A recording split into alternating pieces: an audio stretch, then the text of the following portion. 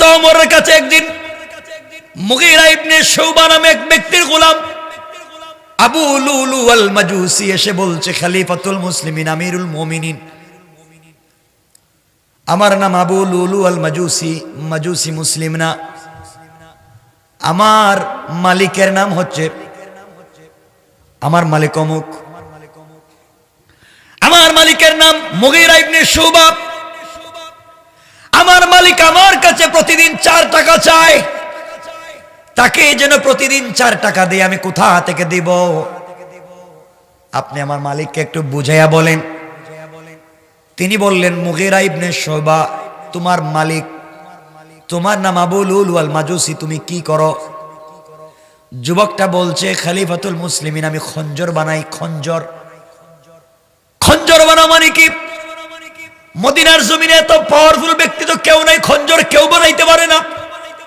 খঞ্জর হচ্ছে ছোট একটা তরবারি, এতটুকুন লম্বা, মধ্যখানে হাতল, এদিকেও কাটা এদিকেও কাটা, ঢুকলে আর বের করা যায় না, এমনি মরে যায় মানুষ, এমন একটা তরবারির নাম খঞ্জর, অস্ত্রের নাম খঞ্জর। তুমি খঞ্জর বানাতে পারো, এত বড় পাওয়ারফুল অস্ত্র কেউ বানাতে পারে না। তোমার মালিক তোমার কাছে খঞ্জর বানানোর বিনিময়ে 4 টাকা চাইলো, বেশি চাইলো কেমনে? তোমার কাছে যদি প্রতিদিন 4 টাকা নয় 20 টাকা চাইতো, তাও তো তুমি দিতে পারতে, কেন তুমি দেও না? এই কথা শুনে চলে গিয়েছে আবু লুলু আল মাজুসি।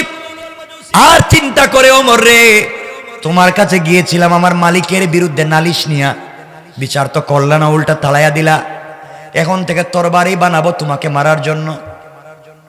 চিন্তা করেন, একটা মাজুসি, আবু লুলু আল মাজুসি, মুসলিম না, একটা তরবারি তৈরি করলো, খঞ্জর বানালো আমার ওমরকে হত্যা করে দেওয়ার জন্য।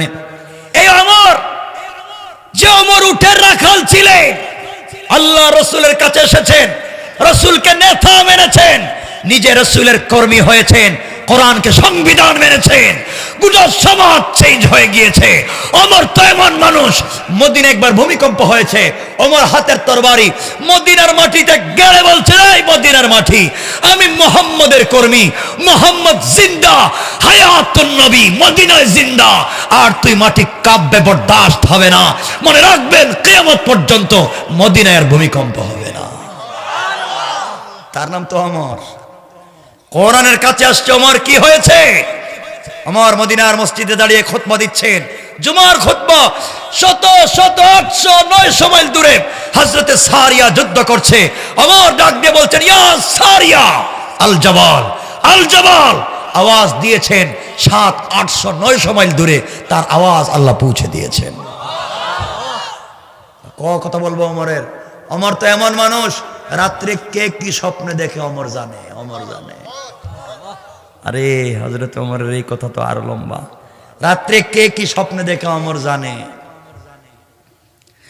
ওমর তো এই মানুষ, যেই মানুষ কাউকে ধরে বলছে, এই তোর হাতে কি? মদের বোতল। ভয় পেয়ে বলছে দুধের বোতল, হাতে নিয়ে দেখা যায় আসলেই দুধের বোতল। কি বুঝলেন? কোরআন কার নাম? কোরআন একটা ম্যাগনেট, বুঝলেন না তো? কোরআন কি? একটা ম্যাগনেট, চুম্বক। কাছে আসেন, কাছে আসেন। আপনারা তো শুধু মোবাইল কোম্পানি কাছে আসার গল্প শুনে, কাছে আসো। আরে কাছে আসার গল্প তো 1450 বছর আগে শিক্ষা দিয়েছেন আল্লাহ রসুল, ঠিক কিনা বলেন? কাছে আসো, ইলম সিনা দের সিনা, কাছে আসো। জানি মুসলমান কি বলতে চাই। ওমর তো এমন এক ব্যক্তির নাম, যারে দেখলে শয়তান রাস্তা চেঞ্জ করে যেত। একদিন জোহরের সালাত পড়ে নবীজি বাইর হইছেন মসজিদে নববী থেকে, হঠাৎ করে দেখেন শয়তান খুব তাড়াতাড়ি আসতেছে, অরিজিনাল শয়তানটা। নবীজি বলেন, আজকে আসুক, ওরে কিছু জিগাম আজকে, কেন শয়তান এটা করে?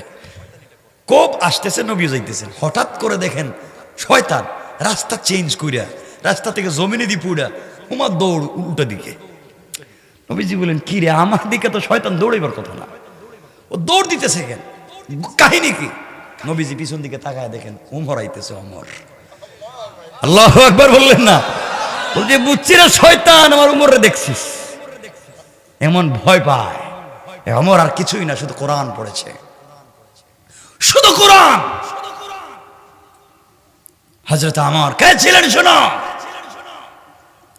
রাত্রবেলা হাঁটতেছেন, হাঁটতেছেন, ঘুরতেছেন, আপনারা যা জানেন তা বলছি না, ঘুরতেছেন, হঠাৎ করে একটা ছেলে একটা বস্তা কাঁধে নিয়ে যাচ্ছে। আমার বলছেন কি, দাঁড়া।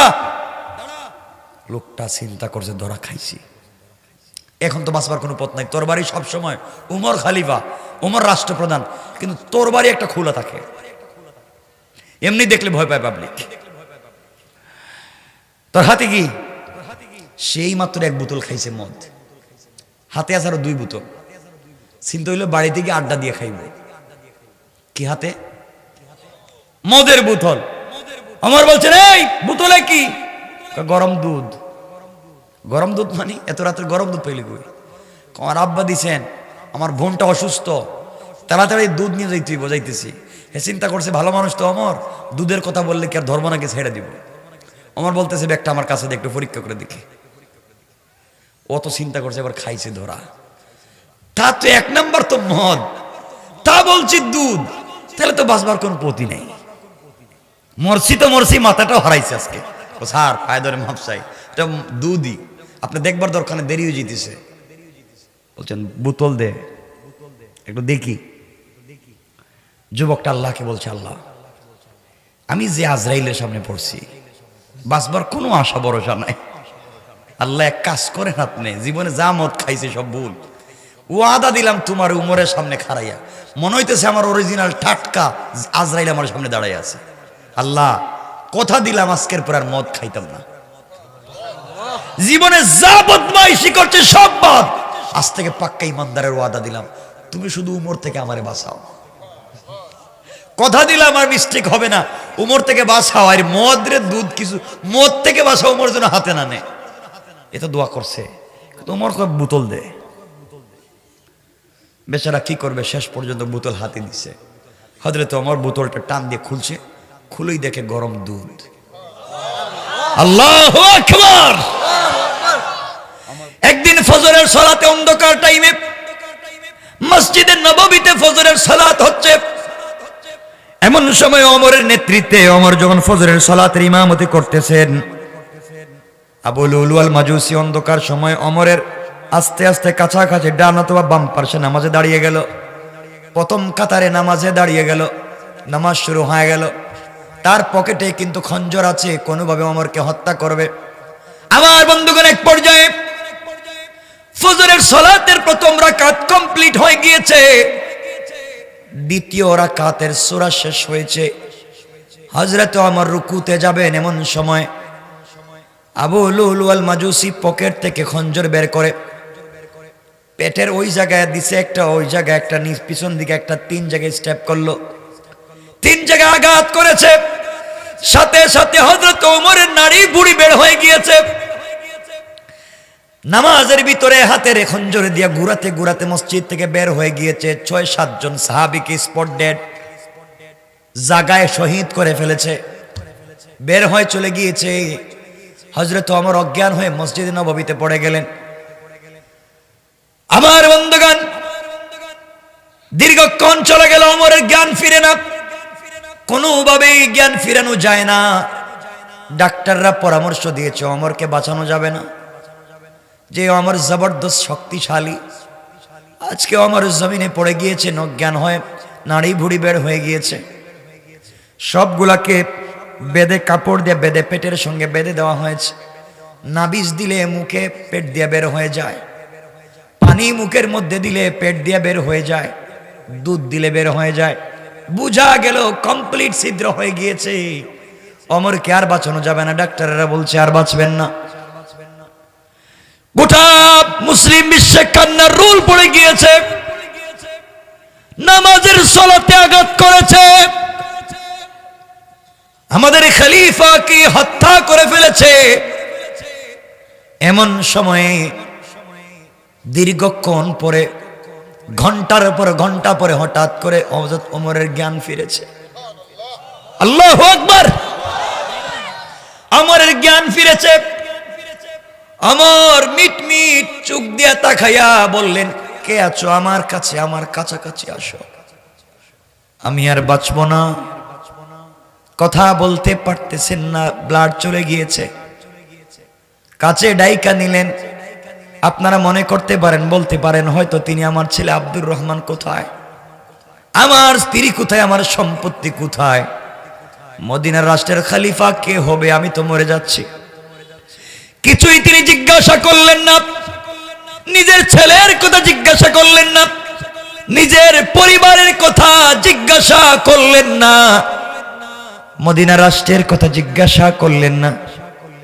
কাছাকাছি ডাইকা নিয়ে বললেন, এখানে কি একজন সাহাবী আছেন যার নাম হুযাফা ইবনুল ইয়ামান?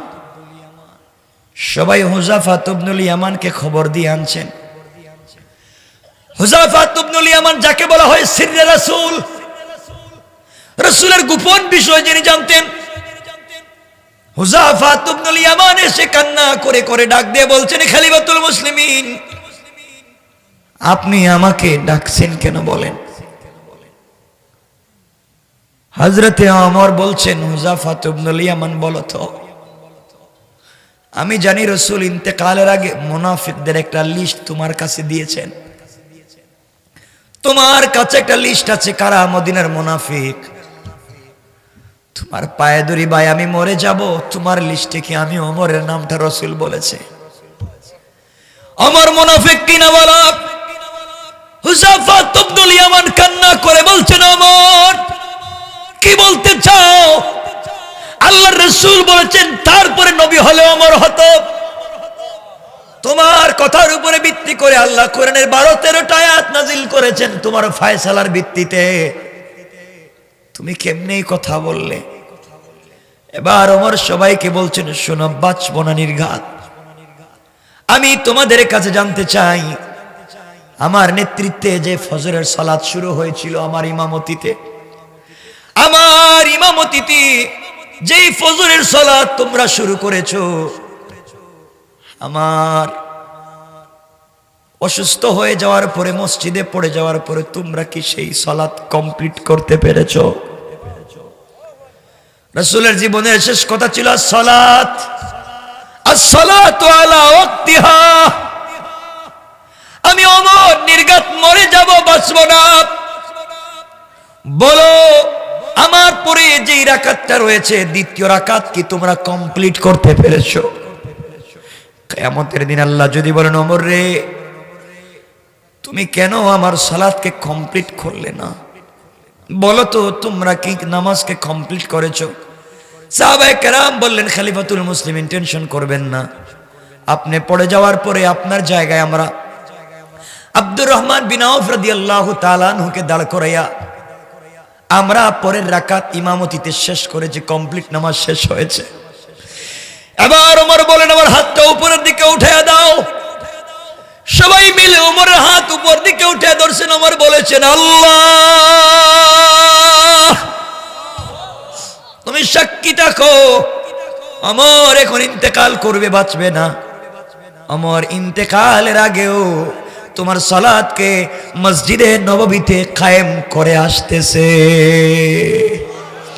আমার বন্ধুগণ, আজ আমাদের মধ্যে সেই সালাত নাই, দুনিয়ার জমিনে বিভক্ত হয়ে গিয়েছি।